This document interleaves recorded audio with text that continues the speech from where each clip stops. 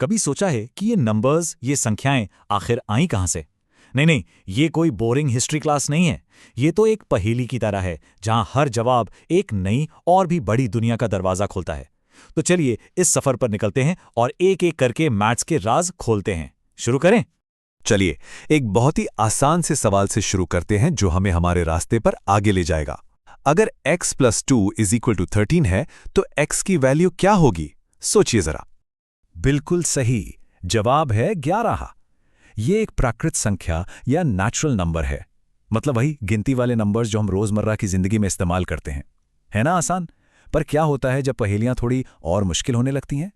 भाई, संख्याओं की कहानी तो अब दिलचस्प होने वाली है। अब जरा इस समीकरण को देखिए, x + 5 = 5। इसका जवाब क्या है? एक मिनट, हमारी गिनती वाली प्राकृत संख्याओं की दुनिया में तो ऐसा कोई नंबर है ही नहीं जो इस पहेली को सुलझा सके। ऐसा लग रहा है जैसे हमारा नंबर सिस्टम ही अधूरा है।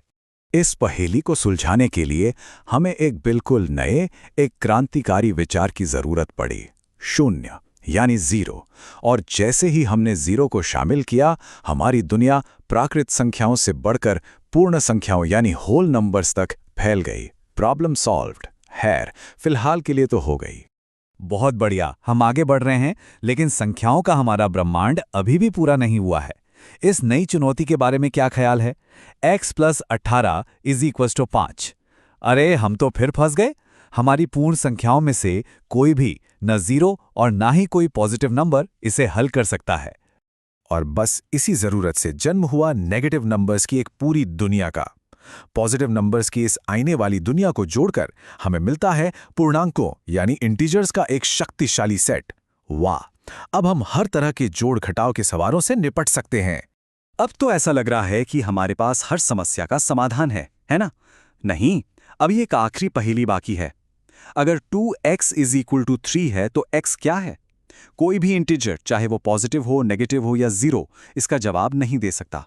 तो चलिए शुरू करते हैं हमारे पहले भाग से, परिमेय संख्याएं। आखिर ये हैं क्या?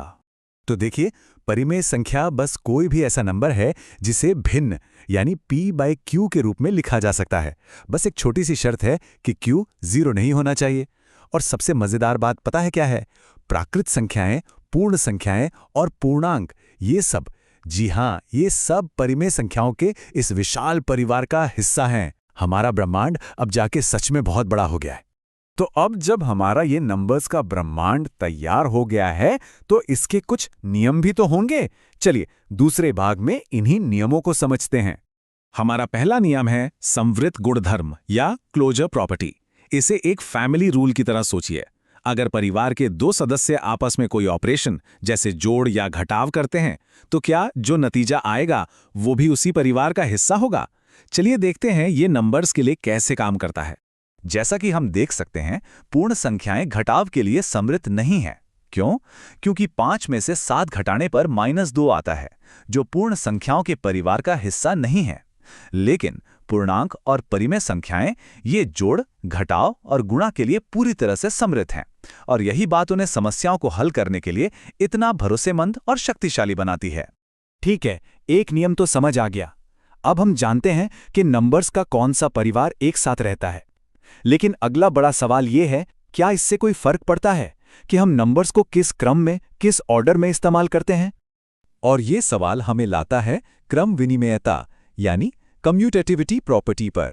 यह बस एक फैंसी तरीका है ये पूछने का, क्या हम नंबर्स का क्रम बदल सकते हैं और फिर भी वही जवाब पा सकते हैं? मतलब क्या 3 + 4 और 4 + 3 एक ही बात है? परिमेय संख्याओं के लिए जवाब इस बात पर निर्भर करता है कि हम कर क्या रहे हैं। जोड़ और गुणा तो सुपर फ्लेक्सिबल हैं, वो क्रम विनिमेय हैं। आप किसी भी क्रम में नंबर्स को जोड़ या गुणा कर सकते हैं, कोई फर्क नहीं पड़ता। लेकिन घटाव और भाग, अरे बाप रे, ये बहुत सख्त हैं। 5 - 3 और 3 - 5 बिल्कुल एक बात नहीं है। अच्छा, हमारा अगला नियम है साहचर्यता यानी एसोसिएटिविटी प्रॉपर्टी। ये सब ग्रुपिंग के बारे में है। अगर हमारे पास जोड़ने के लिए नंबर्स की एक लंबी लाइन है, तो क्या इससे कोई फर्क पड़ता है कि हम पहले के इस जोड़े को एक साथ ग्रुप करते हैं? क्या हम उन्हें किसी भी तरह से ग्रुप कर सकते हैं और हमें जवाब हमेशा सेम मिलेगा? और हाँ, बिल्कुल क्रम विनिमयता की तरह ही साहचर्यता भी जोड़ और गुणा के साथ तो एकदम मजे में रहती है। आप ब्रैकेट्स को कहीं भी घुमा सकते हैं, जवाब वही रहेगा। लेकिन एक बार फिर घटाव और भाग ये इस नियम का पालन नहीं करते। ठीक है, नियम तो बहुत हो गए, पर इनका फायदा क्या है? इन्हें इस्तेमाल कैसे करें? चलिए तीसरे भाग में यही देखते हैं कि ये नियम असल में गणित को कितना आसान बना सकते हैं। जरा इस सवाल को देखिए। पहली नजर में ये थोड़ा डरावना सा लगता है ना? इन सभी अलग अलग भिन्नों के लिए एक कॉमन डिनोमिनेटर खोजना, उफ, बहुत सारा काम लगता है। लेकिन अब देखिए जादू। क्रम विनिमयता और साहचर्यता के नियमों का उपयोग करके हम इन नंबर्स को अपनी मर्जी से फिर से अरेंज और रीग्रुप कर सकते हैं।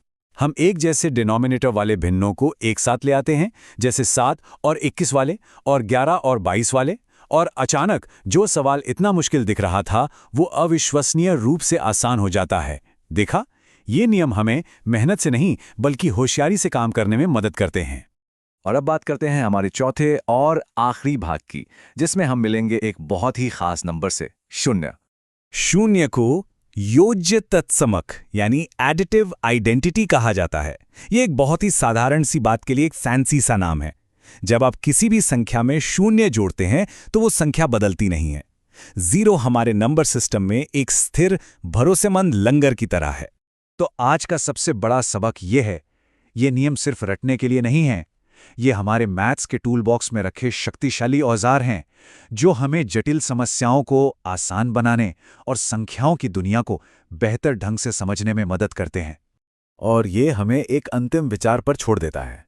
ये जानते हुए कि ये नियम कैसे काम करते हैं, हम गणित में और उसके बाहर की दुनिया में और कौन-कौन सी पहेलियां सुलझा सकते हैं। सोचने के लिए एक अच्छी बात है।